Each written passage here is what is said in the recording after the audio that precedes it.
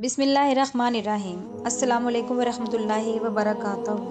میری دعا ہے کہ اللہ پاک آپ سب کو ہمیشہ اپنے حفظ و بان میں رکھے۔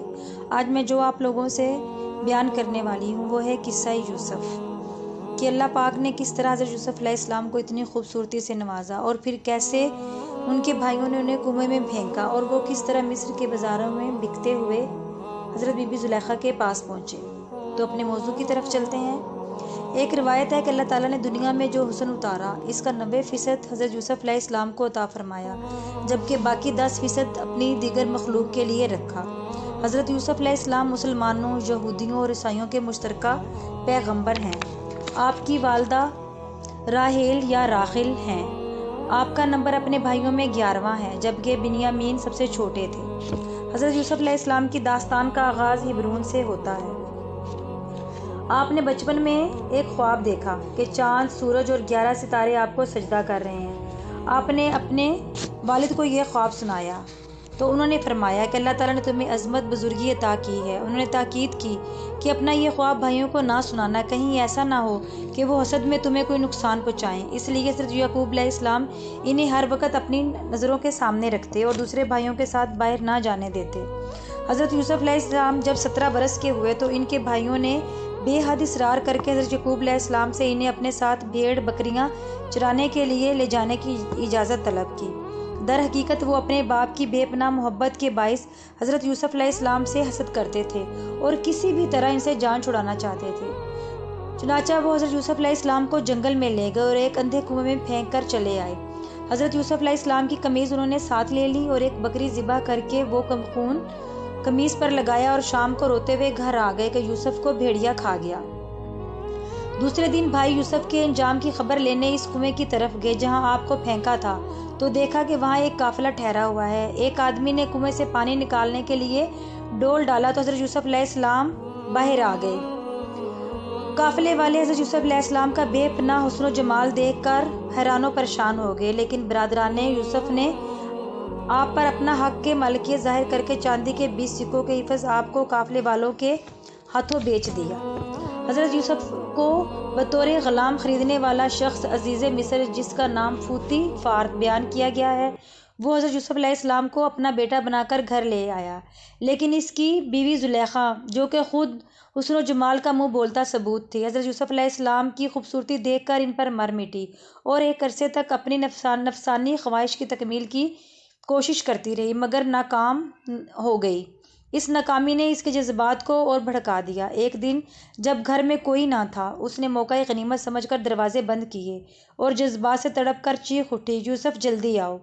یہ بھی عجیب منظر تھا۔ ایک طرف خود حسن سراپا نیاز و التجا اور دوسری طرف عصمت پیغمبری ایک چٹان کی طرح اپنی جگہ قائم تھی۔ حضرت یوسف علیہ السلام کی عمر اس وقت بمشکل 18-19 سال تھی، لیکن ان کی بشریت اور نفس کے تقاضے بھی انہیں متزلزل نہ کر سکے۔ حسن کی دعوت کے جواب میں جو الفاظ آپ کے منہ سے نکلے وہ یہ تھے، معاذ اللہ، تیرا شوہر میرا آقا ہے، اس نے مجھ پر احسان کیا ہے، میں ان کی امانت میں خیانت نہیں کر سکتا۔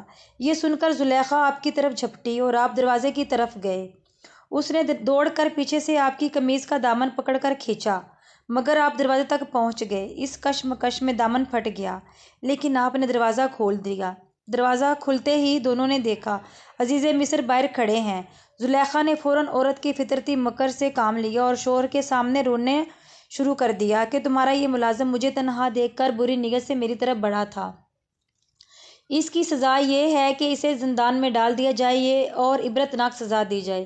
حضرت یوسف علیہ السلام اب تک خاموش تھے۔ اب آپ نے اختصار کے ساتھ صرف اتنا کہا کہ اس نے مجھے اپنی طرف مائل کرنا چاہا ہے۔ بہرحال خود عزیز مصر کے خاندان کے ایک فرد نے یہ فیصلہ کیا کہ یوسف کی قمیض دیکھو، دامن آگے سے پھٹا ہے تو خطاوار یوسف ہے اور زلیخا ٹھیک کہتی ہے، اور اگر پیچھے سے پھٹا ہے تو یوسف بے گناہ اور زلیخا جھوٹی ہے۔ قمیض دیکھی گئی تو دامن پیچھے سے چاک تھا۔ اب حقیقت حال سب پر عیاں ہو گئی۔ عزیز مصر جو حضرت یوسف علیہ السلام کا بے حد احترام کرتا تھا، دل میں شرمندہ ہوا اور بولا، یوسف تم درگزر کرو اور اس بات کا خیال نہ کرو، اور زلیخا سے کہا، یہ سب تیرا فریب ہے، بلا شبہ تم عورتوں کے فریب بہت عظیم ہوتے ہیں، تو خطا کار ہے، اپنے گناہ کی معافی مانگ۔ رفتہ رفتہ یہ بات پھیل گئی۔ زلیخا اپنے غلام کے ملکوتی حسن پر دل ہار گئی، مگر باوجود کوشش کے مقصد پورا نہ کر سکی۔ اس طرح حضرت یوسف علیہ السلام کے حسن کے تذکرے تمام مصر کی خوبصورت عورتوں میں ہونے لگے اور وہ آپ کو دیکھنے کے لیے بےتاب ہو گئیں۔ انہوں نے اپنے مکر و فریب سے کام لے کر ایک انوکھی نفسیاتی تدبیر اختیار کی اور زلیخا کو لعن طعن کرنے لگیں کہ ایک حقیر ملازم کے آگے دل ہار بیٹھی ہے۔ نتیجہ حسب توقع ہوا۔ زلیخا نے جب بار بار یہ سنا تو اسے غصہ آ گیا اور اس نے سوچا کہ وہ انہیں بتائے کہ جسے وہ حقارت سے ایک ادنیٰ ملازم کہہ رہی ہیں۔